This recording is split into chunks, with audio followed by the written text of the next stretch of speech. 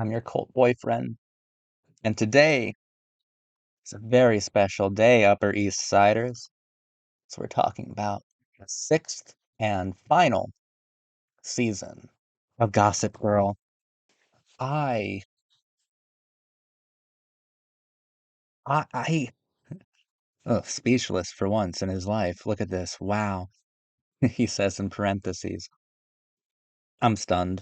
All right, it's a masterpiece from beginning to end. Ultimately perfect, in my opinion. I started off my study of Gossip Girl by saying that if I were asked to design the perfect teen drama, like what I would consider to be perfect within the form, within the genre, it would be Gossip Girl. And it transcended even that. It's more than I could ever imagine. And seeing Gossip Girl come to an end, seeing what Josh Schwartz and Stephanie Savage, seeing that last card up their sleeve, the denouement, ah, it was spectacular. It was spectacular. Most teen dramas that I've covered on this channel, they do affect me, and they can compel me to cry from from something mortifying that that the show is showing me, right? Um, Gossip Girl, the finale, the series finale made me cry because it was so perfect.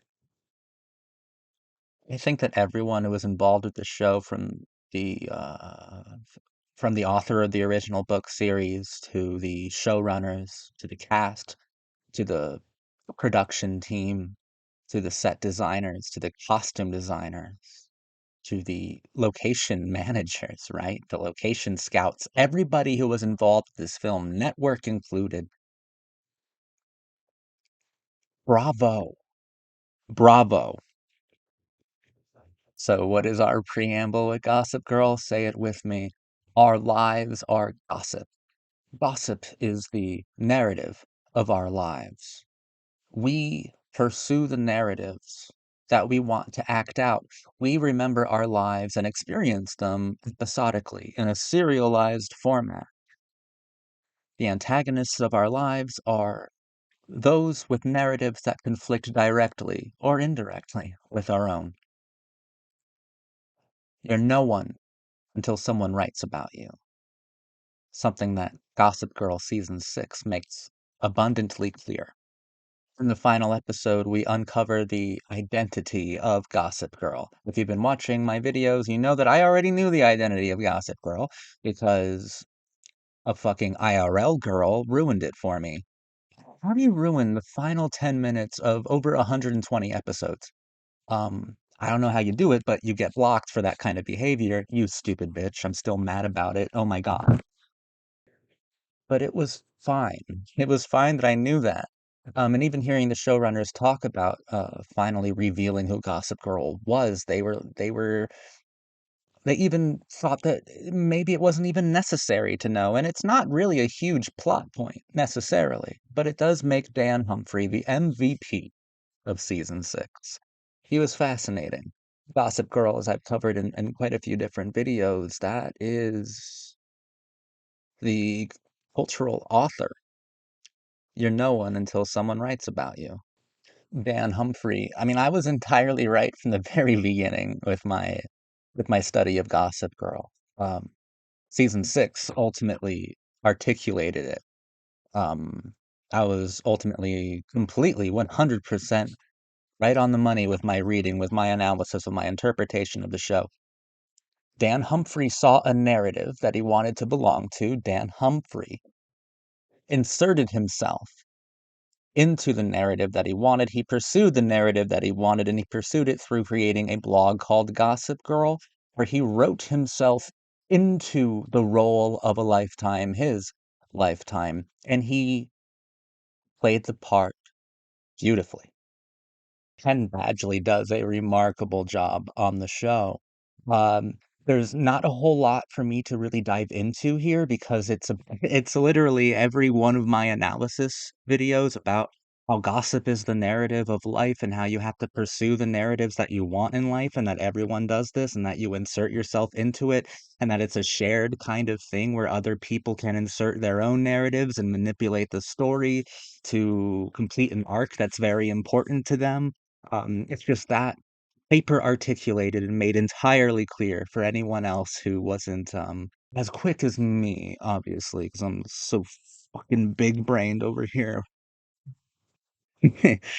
But Dan does do some interesting things before that when he is skewering his friends in Vanity Fair and in The Spectator and going on the offensive with Georgina, queen, queen of my existence and of my life. I, Michelle Trachtenberg, take a motherfucking bow. Consistently, you were my favorite parts of the show, you postmodern wrecking ball.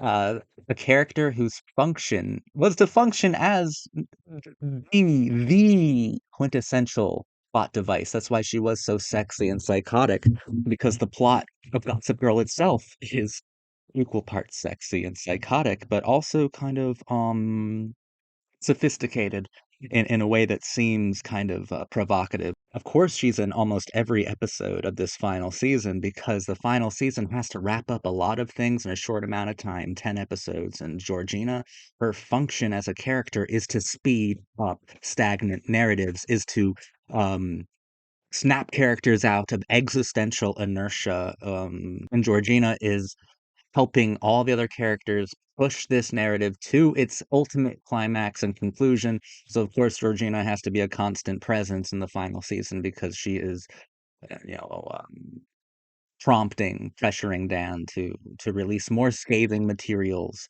Um, but of course she has to be here because, as I've said countless amount of times, she's a postmodern wrecking ball. She is here to move the plot forward. She seems to have a sort of magical, metaphysical ability to do just that. And season six had to wrap up a lot of things in a short amount of time. And thank God Georgina was here to keep pushing characters to their ultimate arc, to their conclusions.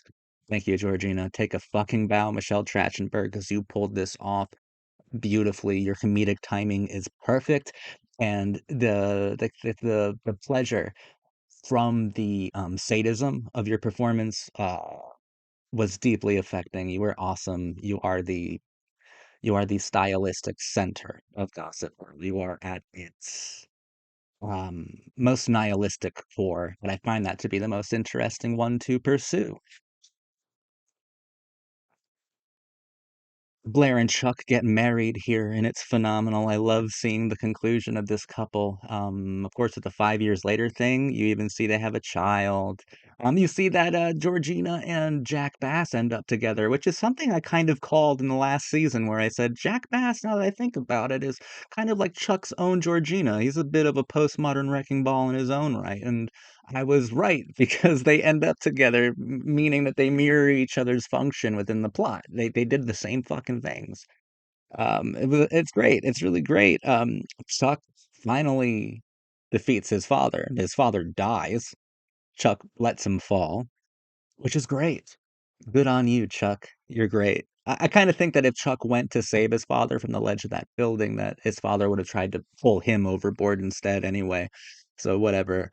Um, Part of being a man is probably to know when to put animals out of their misery. And Chuck finally completed his Oedipal journey of watching his father die completely. And his representation is no longer around because I think that was the ultimate kind of punishment of Chuck, right? Because I said that even when his father was dead to begin with in season two, his representation continued because this is Keita Board is alive and well in Gossip Girl. Real life is being replaced by its representation.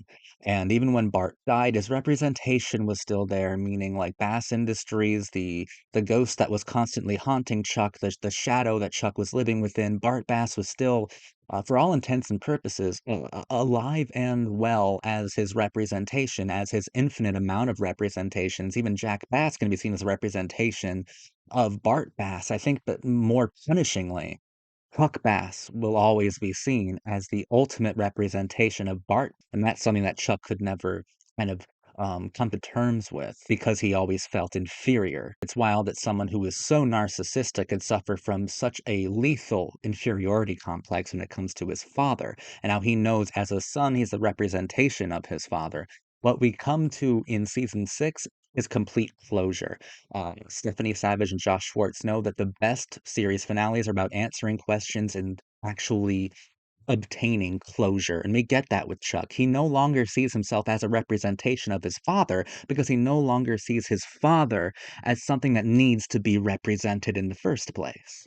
He sees his father for the villain that he is, for the cretin that he is, for the little demon that he was.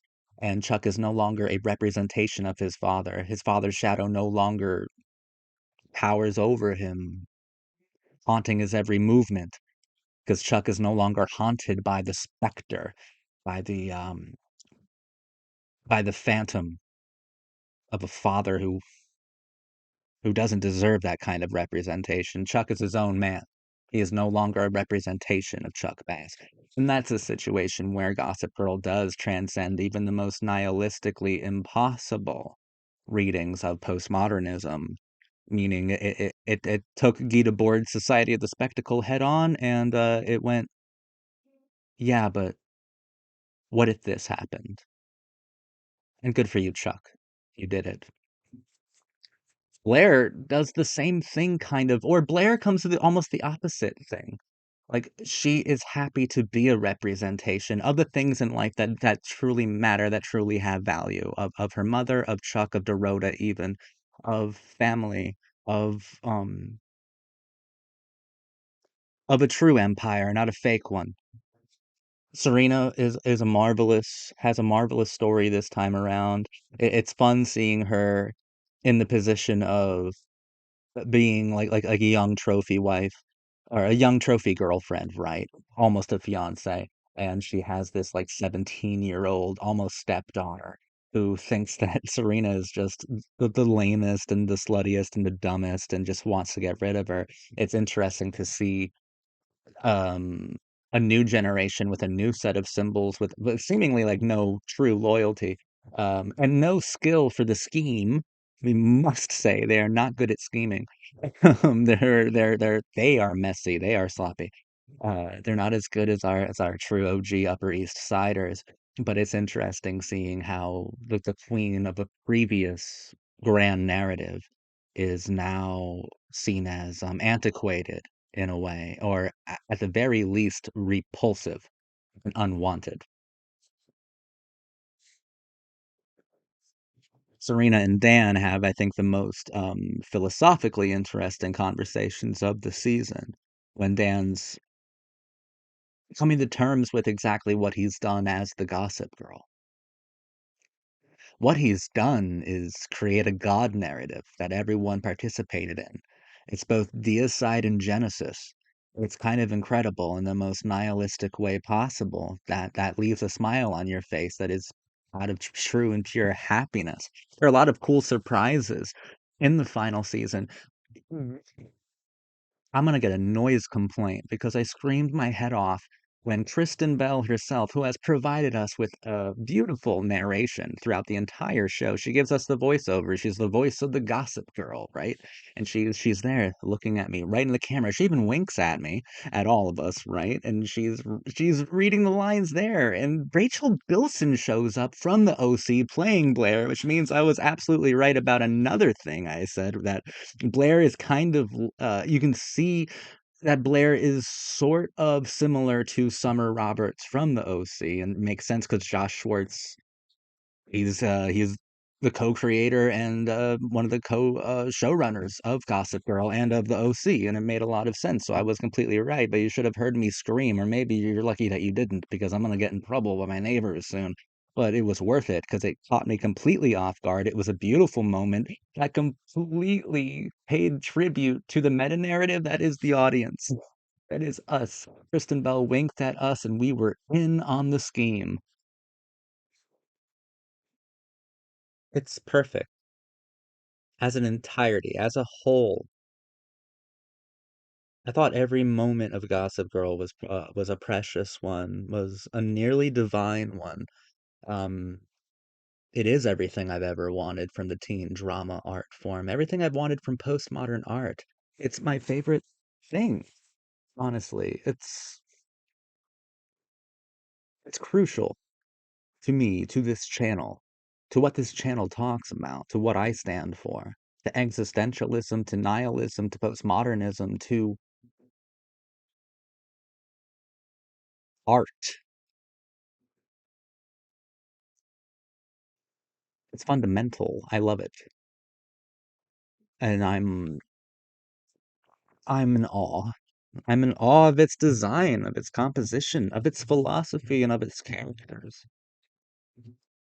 Not for one moment did I doubt its genius, did I doubt the mastery of the piece.